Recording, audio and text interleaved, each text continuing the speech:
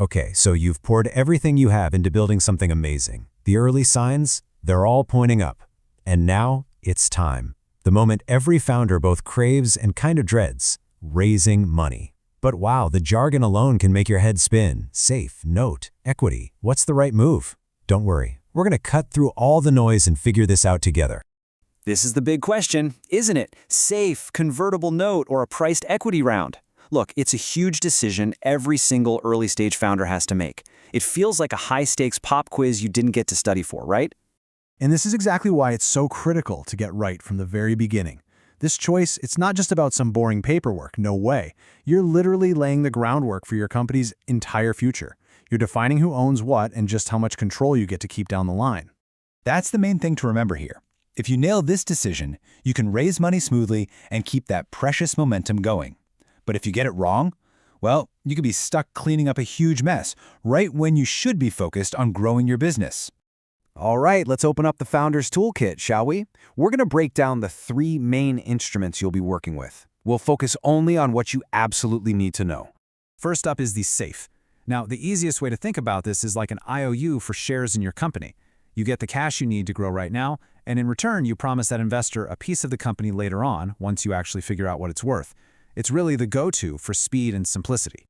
Next, we have the convertible note. Think of this as the SAFE's slightly more formal cousin. It looks a lot like a SAFE, but here's the crucial twist. It's technically a loan, and because it's a loan, it has an interest rate and a maturity date, basically a deadline. This gives investors an extra layer of security, which they sometimes want.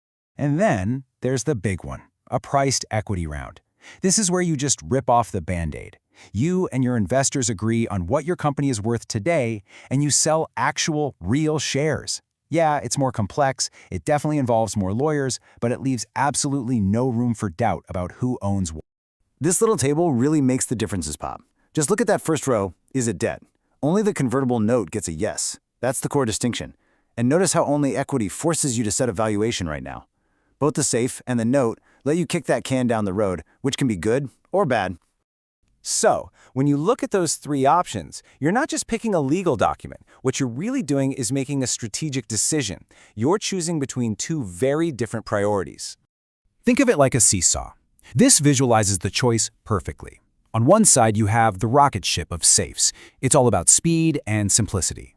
On the other side, you have the solid, steady foundation of an equity round, which gives you structure and clarity.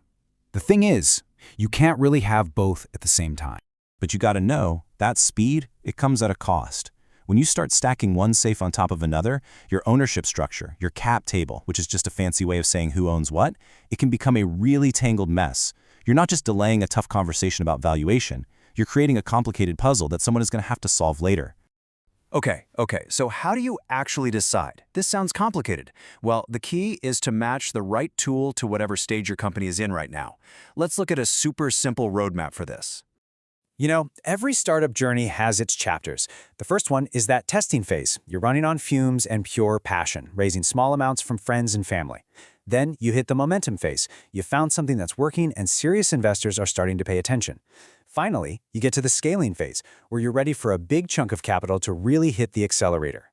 So here's the playbook. In those early testing days, SAFEs are your best friend. They're fast, they're flexible. As you start to gain momentum and investors want a little more security, the convertible note becomes a really great option.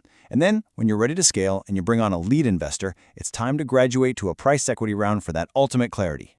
Look, getting this right isn't just some academic exercise.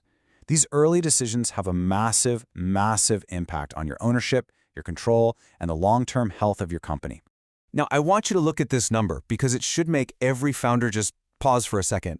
By carelessly stacking SAFEs without really understanding their future impact, founders can accidentally give away 20 to 30% of their company. Yeah, and that's before they even get to their first major funding round. And here's the trap. Here's why that happens. SAFEs create what we call hidden dilution. Because they're just promises for future equity, they don't actually show up on your cap table right away. This can give you a false sense of security, and it can lead to a huge, shocking surprise when it's finally time to convert all of them into shares. This quote, it really just says it all. When you go to raise your next, more serious round of funding, those new investors are going to scrutinize your company structure, and a messy cap table with a pile of confusing SAFEs is a huge red flag. And here's how that plays out in the real world. A messy structure makes investors nervous. It screams risk.